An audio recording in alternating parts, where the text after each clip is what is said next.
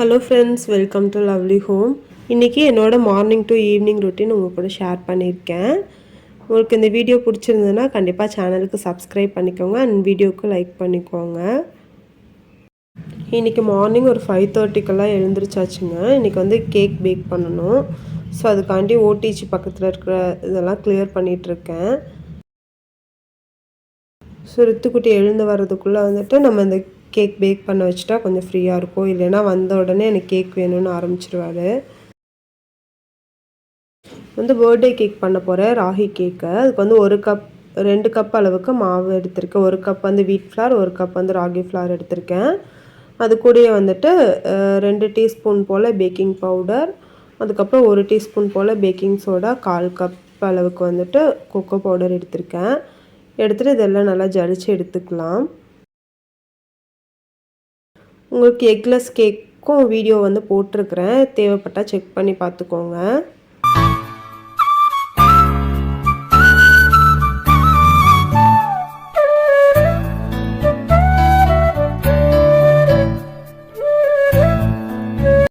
ஃபுல்லாக ஜலிச்சுட்டு இது ஒரு டைம் நல்லா மிக்ஸ் பண்ணி வச்சுக்கலாம்.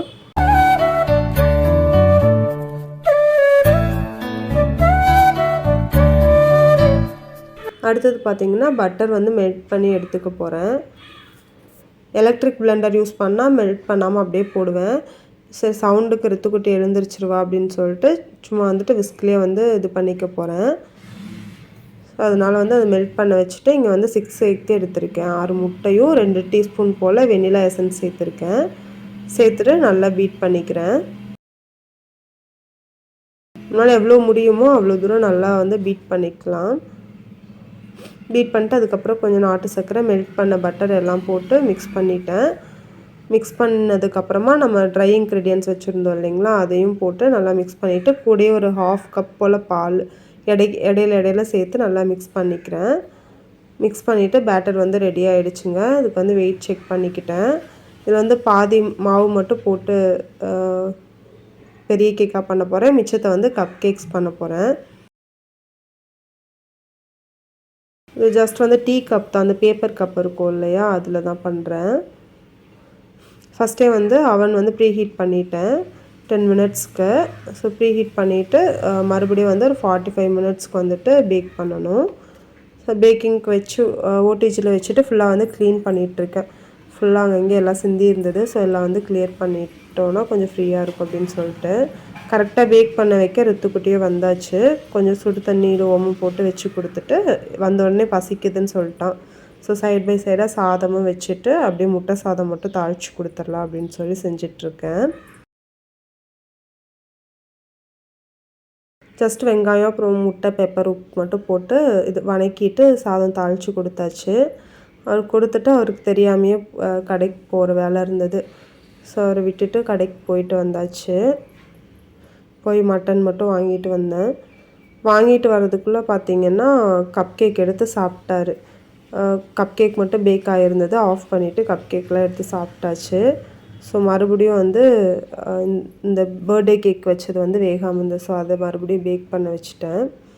அடுத்து பார்த்திங்கன்னா கொஞ்சம் பூ கட்டாமல் இருந்தது. ஸோ எனக்கு பிடிச்ச படம் வேறு போட்டிருந்தாங்களா, ஸோ பூ கட்டுற சாக்கிலையாவது பார்க்கலாம் அப்படின்னு சொல்லிட்டு உட்காந்துட்டே பூ கட்டிட்டு இதை பார்த்துட்டு இருந்தேன். தித்திக்குதே படம் போட்டிருந்தாங்க, எனக்கு ரொம்ப பிடிக்கும் எத்தனை வாட்டி பார்த்தாலும். ஸோ கட்டி முடிச்சுட்டு பூவெல்லாம் எடுத்து ஃப்ரிட்ஜில் ஸ்டோர் பண்ணி வைக்கலாம் அப்படின்னு சொல்லிட்டு வச்சுட்டு இருந்தேன். ஸோ இன்னும் படம் முடியல. ஸோ அதனால் மறுபடியும் வந்து உட்காந்து வெங்காயம் தொளிக்க ஆரம்பித்தாச்சுங்க.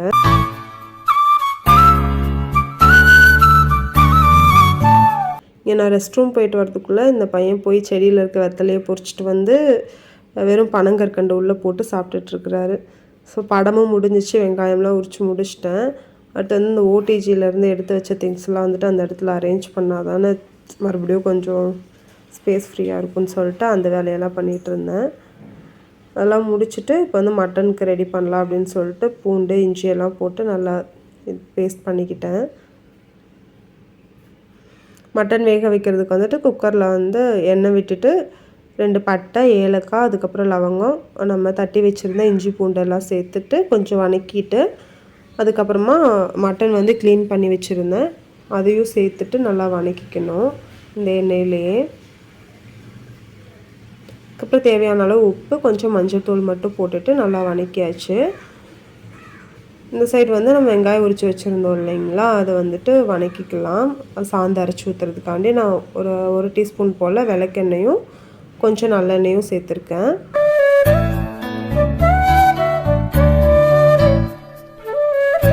மட்டனும் நல்லா வதங்கிடுச்சு. அதுக்கு தேவையான அளவு தண்ணி ஊற்றிட்டு மூடி போட்டு வேக வச்சாச்சு. இங்கே வந்து வெங்காயம் வதங்கினதுக்கப்புறமா வெங்காயம், இஞ்சி, பூண்டு எல்லாம் சேர்த்து போட்டு வதக்கியிருக்கேன். வதங்கினதுக்கப்புறமா 2 தக்காளி சேர்த்துருக்கேன். தக்காளி நல்லா வதங்கினதுக்கப்புறமா நம்ம வந்துட்டு ஊர்லேருந்து எடுத்துகிட்டு வந்துடுவேன். கறி குழம்பு மிளகா அப்படின்னு அரைச்சி வச்சுருப்பாங்க அம்மாவும் அத்தையும்.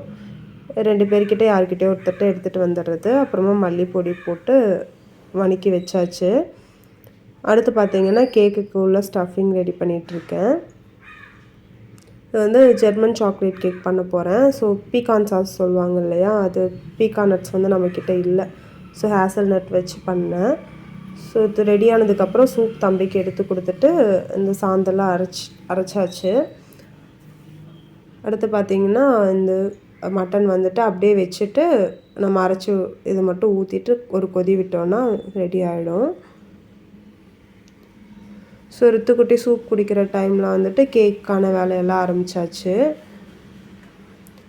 க்ரீம் மட்டும் விப் பண்ணி வச்சிட்டோன்னா அடுத்து வந்து ரித்துக்குட்டியை தூங்க வச்சுட்டு ஐசிங் பண்ணிக்கலாம் அப்படின்னு சொல்லிட்டு ரெடி பண்ணிகிட்ருந்தேன். இது வந்து சாக்லேட் க்ரீம் தான் தேவைப்படும் இந்த கேக்குக்கு. ஸோ கொஞ்சம் கொக்கோ பவுடர் அப்புறமா வெனிலா எசன்ஸ் போட்டு நல்லா பீட் பண்ணிக்கிட்டாச்சு. நல்லா க்ளீன் பண்ணி எல்லாம் ஃப்ரிட்ஜில் எடுத்து வச்சுட்டு ரித்துக்குட்டிக்கும் சாப்பாடு ஊட்டி தூங்க வச்சுட்டாங்க. தூங்க வச்சுட்டு வந்துட்டு ஐசிங் பண்ண ஸ்டார்ட் பண்ணியாச்சு.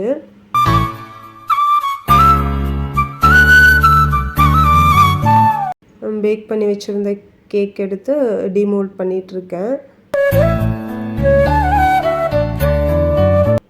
ஃபுல்லாக விப்பிங் க்ரீம் போட்டு உள்ளே வந்து ஸ்டஃபிங் வச்சுட்டு நம்ம வந்துட்டு ஐசிங் பண்ணிகிட்ருக்கப்போ எனக்கு இந்த கொத்தனார் வேலை பார்க்குறது தான் ரொம்ப கஷ்டமான வேலைன்னு வச்சுக்கோங்களேன். ரொம்ப நேரம் எடுக்கும். இதுக்கு ஷார்ப் எட்ஜஸ் கொண்டு வரதுக்குள்ளே எப்பா நான் படுற பாடு இருக்கே. ஆனால் இருந்தாலும் எவ்வளோ டைம் ஆனாலும் கொஞ்சம் நல்லா ஜாலியாக இருக்குது எனக்கு இந்த வேலை பார்க்கும்போது.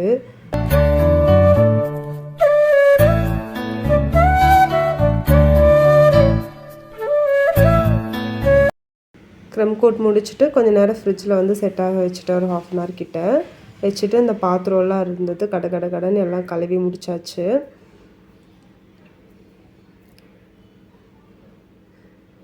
கழுவி முடிச்சுட்டு மெயின் கோட்டிங்கும் முடிச்சாச்சுங்க.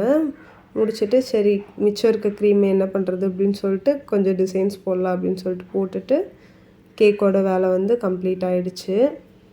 வந்து வெயிட் செக் பண்ணால் 1.25 கிலோவுக்கு மேலே இருந்தது.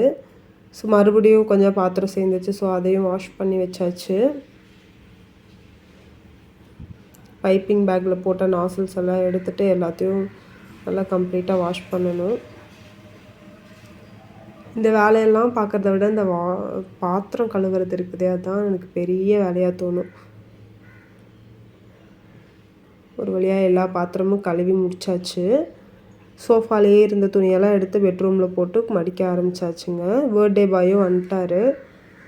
ஸோ இவர் வந்து அண்ணா பையன். ஸோ இவருக்கு வந்து பர்த்டே. ஸோ எல்லாருமே வந்துட்டாங்க கேக் கட் பண்ணுறதுக்கு. கேக்கும் வெளியே எடுத்து வச்சுட்டு நாங்களும் குளித்து ரெடி ஆகிட்டு கட் பண்ண ஆரம்பித்தாச்சு.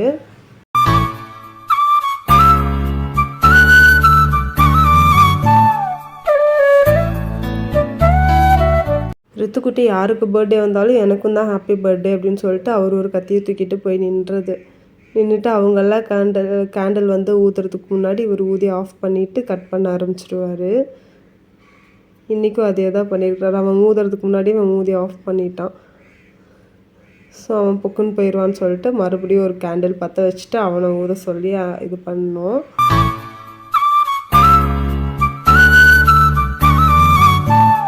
அப்படியே எல்லோரும் கேக்கெலாம் கட் பண்ணி சாப்பிட்டுட்டு கொஞ்ச நேரம் அப்படியே பசங்க விளையாடிட்டு இருந்தாங்க. விளையாடிட்டு அப்படியே கிளாஸ்க்கு கிளம்பி போயாச்சு.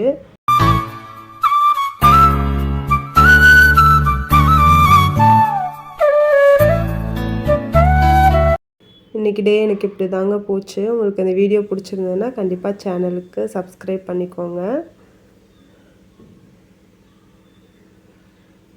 இவ்வளோ நேரம் வீடியோ பார்த்ததுக்கு ரொம்ப ரொம்ப நன்றிங்க.